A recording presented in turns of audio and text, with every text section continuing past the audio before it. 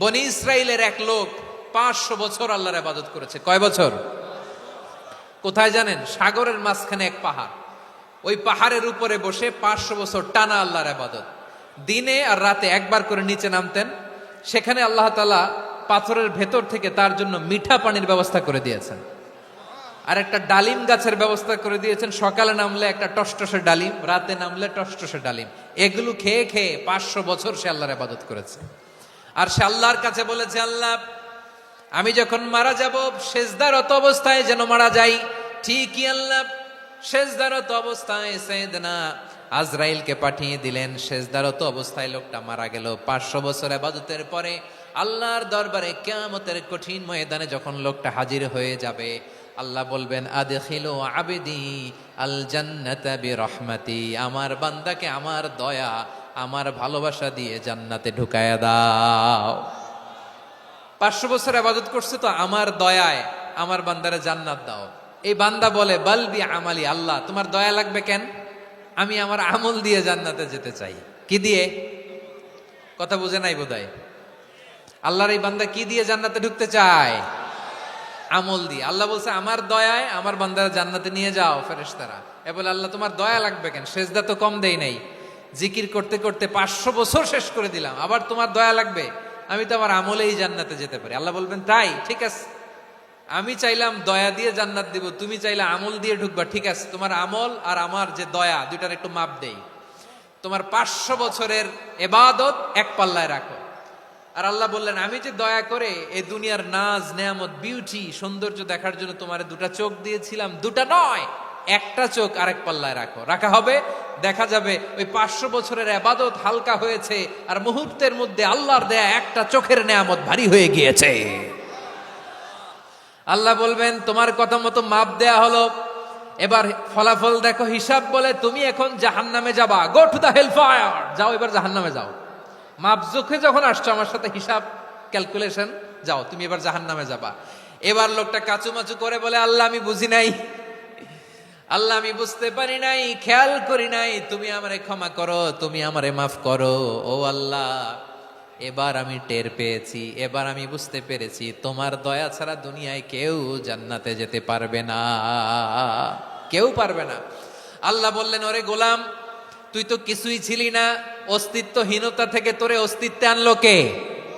ওই ছোট্ট শুক্রাণু থেকে মায়ের পেটে 9 মাস ধরে খাবার দিয়েছে কে? আবার সুস্থতার সাথে দুনিয়ার বুকে তোরে ডেলিভারির ব্যবস্থা করে দিল কে? আবার তোর মায়ের বুকের ভেতরে 2টা খাবারের লাইনের ব্যবস্থা করে দিল কে? আবার তোকে শৈশব পেরিয়ে কৈশোর পেরিয়ে তারুণ্য, তারপরে যৌবন, এগুলো দান করলো কে?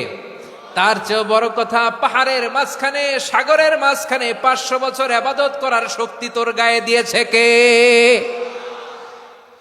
এই সাগরের মধ্যে লোনা পানি, লবণের পানি মুখে দেয়া যায় না, সেখান থেকে আমি পাহাড়ের ভেতর থেকে মিঠা পানির ব্যবস্থা করে দিলাম। ওই জায়গায় তোরে রিজিকের বন্দোবস্ত করলো কে?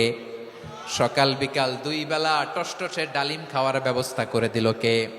তোর আবদার ছিল, আল্লাহ আপনি আমারে সেজদারত অবস্থায় রুহু কবজ করবেন, তোর শেষ আবদারটাও পূরণ করেছে কে?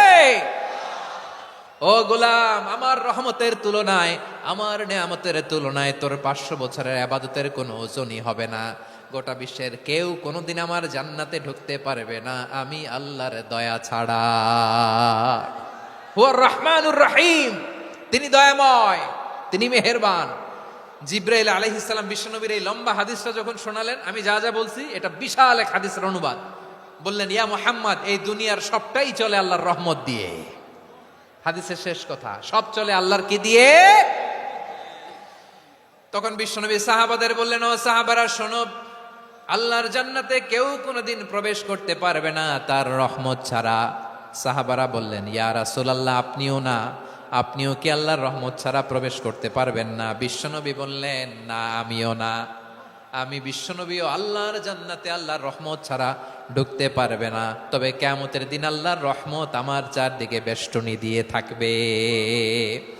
আল্লাহ নিজের পরিচয় দিয়ে বললেন, আলিমুল গায়বি ওয়াশ শাহাদাতি হুয়ার রহমানুর রহিম, আমি হলাম রহমান, আমি রাহিম। আল্লাহরে চিনছেন? ও বারোখালীর ভাইয়েরা, আপনার রবকে চিনতে পারতেছেন? তিনি দয়ার সাগর, তিনি মায়ার সাগর।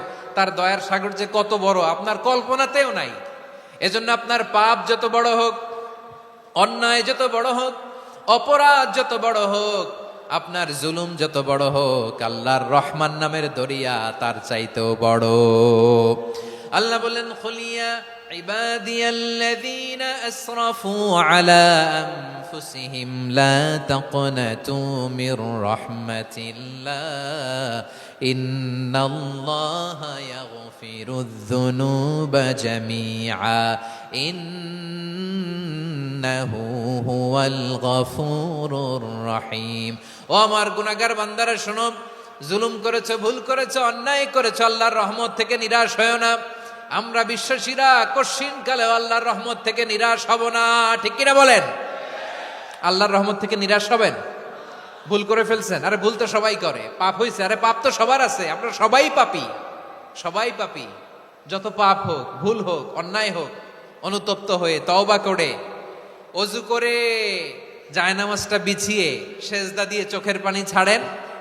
চোখের বেয়ে পড়া পানি আল্লাহর কাছে যে কত প্রিয়। অনুতপ্ত বান্দার চোখের পানির ফোঁটা তার চোখ বেয়ে, নাকের ডগা বেয়ে জমিনে ড্রপ করার আগেই আল্লাহর ওই বান্দার সব গুনাহ মাফ করে দেয়।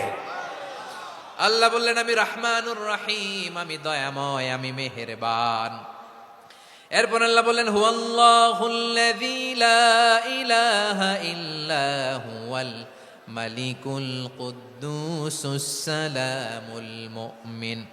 ওয়াল্লাহুল্লাযী, তিনি এমন আল্লাহ, লা ইলাহা ইল্লাহু, তিনি ছাড়া কোনো ইলাহ নাই।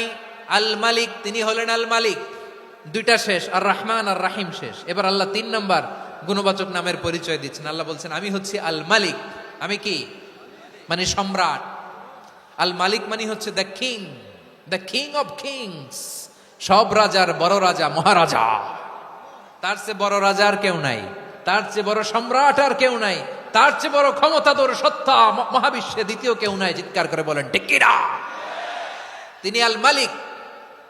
আল মালিক মানে ক্ষমতাধর, ক্ষমতার মালিক, রাজা ধীরাজ বাদশাহ। তার ক্ষমতা আর আমাদের ক্ষমতা একরকম নাকি? হ্যাঁ, আমাদের দুনিয়াতে ক্ষমতা অস্থায়ী ক্ষমতা, ঠিক কিনা বলেন? আইজ আছে কাল নাই, এরকম না ক্ষমতা? আল্লাহর ক্ষমতাও তো এরকম না, আইজ আছে কাল নাই এরকম।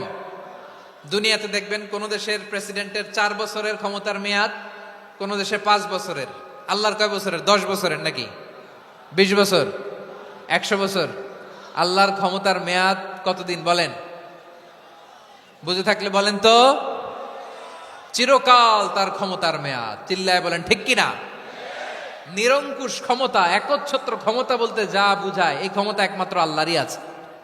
আমাদের ক্ষমতার জন্য আমরা ডিপেন্ড করতে হয়, ওর ডিপেন্ড লাগে, ওই জনমত নেওয়া লাগে, ওই জনগণের কাছে যাওয়া লাগে, ভোট চাওয়া লাগে। এরা ভোট দিলে এরপরে আমরা আসবো, ঠিক কিনা? আবার জনগণ না চাইলে আমরা নাই। আল্লাহর ক্ষমতা কি এরকম? হ্যাঁ, আবার দেখবেন দুনিয়াতে ক্ষমতায় যাওয়ার জন্য জোট করা লাগে। জোট, জোটের রাজনীতি আছে না নাই? জোট হয়, শরিক হয়, এই হয়, সেই হয়, নানাভাবে দুনিয়াতে ক্ষমতায় আসতে হয়। আল্লাহ বলে, আমার ক্ষমতার জন্য কারো উপর বিন্দু পরিমাণ আমার ডিপেন্ড করা লাগে না। সৃষ্টি শুরু থেকে আমি ক্ষমতার চেয়ারে বসা, মহাবিশ্বের শেষ পর্যন্ত, সীমাহীন ভবিষ্যৎ পর্যন্ত আমি ক্ষমতার চেয়ারে থাকব। আমি হলাম আল মালিক। আমার ক্ষমতার কোনো কমতি নাই, কোনো ঘাটতি নাই। কেউ আমার ক্ষমতা থেকে নামাতে পারবে না। পারা যাবে? এই যে আমরা ফ্যাসিস্ট সরকারের যে আপনারা নামাই দিছেন গণ অভ্যুত্থান করে, মনে আছে? 5ই আগস্টের কথা ভুলে গেছেন এত তাড়াতাড়ি? মনে আছে? আছে। তা আমরা সবাই মিলে যদি একটা গণ অভ্যুত্থান করি, তাইলেই তো আল্লাহর ক্ষমতার চেয়ার থেকে নামায় ফেলানো যায়। হ্যাঁ, যাবে না? পারবো না আমরা? কি বলে, পারা যাবে না?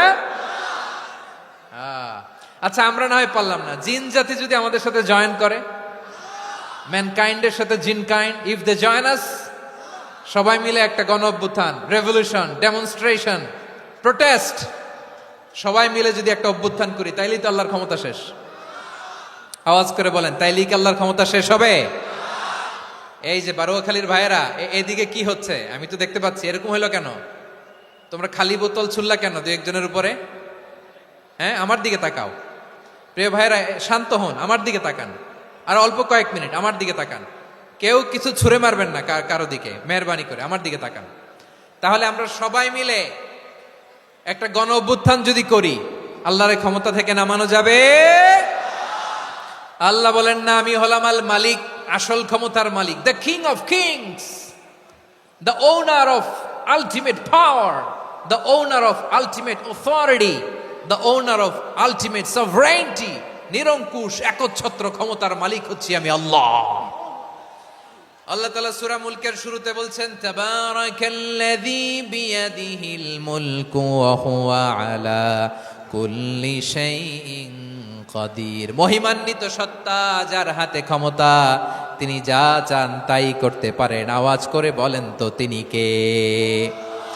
আবার আল্লাহ বলেন, কুলিল্লাহুম্মা মালিকাল মুলকি তুতিল মুলকা মান তাশাউ ওয়া তানজিউল মুলকা মিম্মান তাশা ওয়া তুইজ্জু মান তাশাউ ওয়া তুযিল্লু মান তাশাউ বিয়াদিকাল খায়র ইন্নাকা আলা কুল্লি শাইইন কাদির। আল্লাহু আকবার।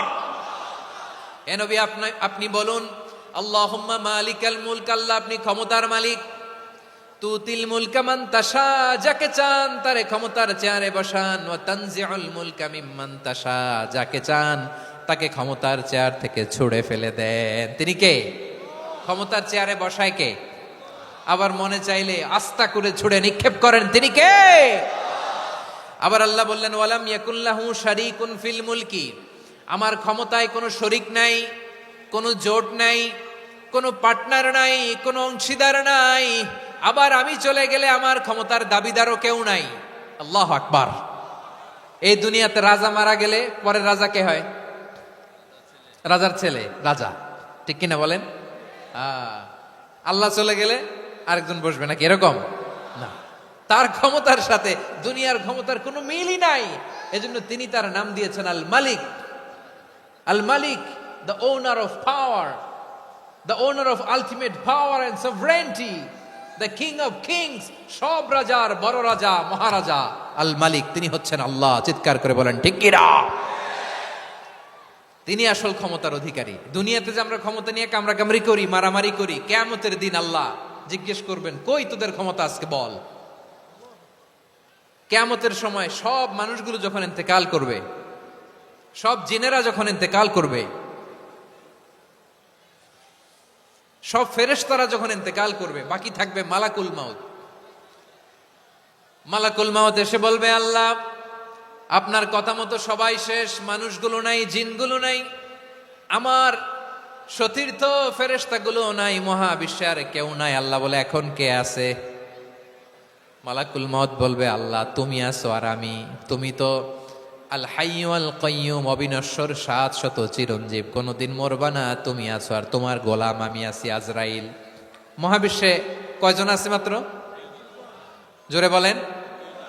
এক হচ্ছেন আর হচ্ছে মালাকুল মাউত। আল্লাহ তুমি আছো আমি আছি। আল্লাহ বলবে, ঠিক আছে, এবার তোমার মরণের পালা, মুত ইয়া মালাকাল মাউত, হে মৃত্যুর ফেরেশতা তুমি মরো।